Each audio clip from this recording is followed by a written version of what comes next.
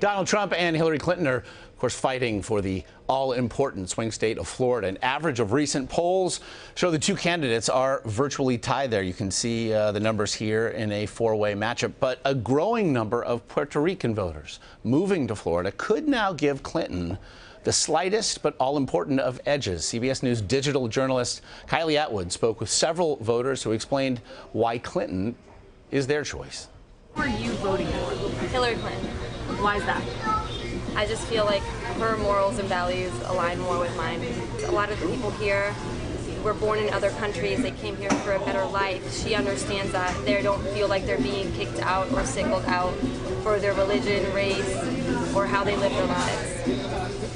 Most Hispanics are leaning towards her.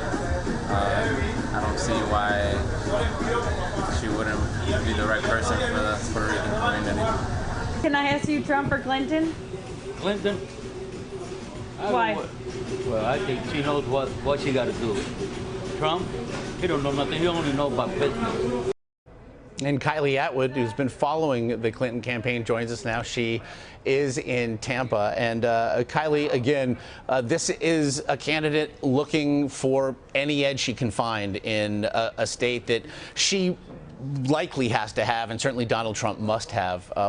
As more than 1,000 Puerto Rican families then move to Florida each month, what did you find, not just about the people to whom you spoke, but perhaps what they're saying to their friends and relatives? So Puerto Ricans, the minute their feet hit U.S. soil, because they're U.S. citizens, they are eligible to vote. But in that same moment, they become part of the greater Hispanic American community. And so they told me that their friends are folks from Mexico and Colombia alike. And as a result, they feel really connected to the immigrant experience of folks who may have come here and done so illegally, but they feel like they are contributing to American society. And so because those are their friends, they feel personally offended by what Trump has to say about immigrants. And they feel that his rhetoric is not only hurtful to them and their friends, but could also create a worse environment for them and their families when they move here to the U.S. So that's why a lot of them are siding with Hillary Clinton. Interestingly, I know you also spoke to one Puerto Rican who's a Trump supporter as well, for whom jobs were all important. It's certainly something that is really the first thing that we hear at the GOP candidates' several rallies a day now. How much, though, is that then resonating with this community as well? Well, it is there. So Puerto Ricans are coming here in such increased numbers due to the Puerto Rican debt crisis. And so jobs are being driven down on the island, and so they're coming here and sending money back to their families. And I sat down with a lot of Puerto Rican voters at a spot called Pioco's Chicken, which is a local Puerto Rican favorite spot in Osceola County. And you know, most of them were Clinton supporters, like I said, but one guy that I talked to said, listen, I moved here because I needed a job, and I am not sure if we can elect someone who isn't a businessman to be the president of the United States. And so he said that, you know, because of that, and because he wants jobs to increase in Puerto Rico, he would rather see Donald Trump be president. Interestingly, I know as well, you've looked into the numbers.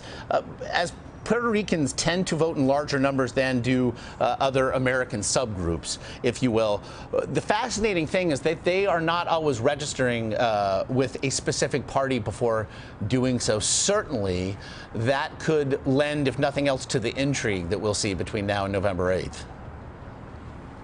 You're right. So the Republican and Democratic parties in the United States are not directly correlated to the political parties in Puerto Rico. So when these Puerto Ricans are coming to the U.S., they know they want to vote, they know that they can vote in the presidential election, but they may not know which party to register with. And here in Florida, no party affiliation, MPA, is a really popular attraction to them, because then they can decide which party they want to side with.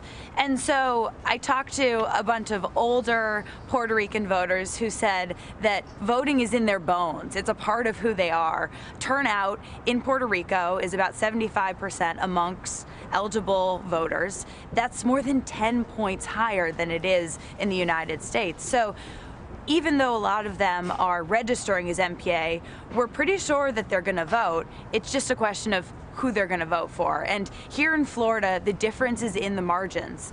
And that was obvious, obviously, in 2000, but even in 2012, Obama only won here by less than 1 percentage point. So these presidential campaigns are going after any group they can, and even the no party affiliated Puerto Ricans are a part of that plan for them. Yeah, certainly in a state where 537 folks determined a presidency in the end. As you mentioned, every vote does matter. Kylie Atwood, there in Tampa. We do appreciate the time.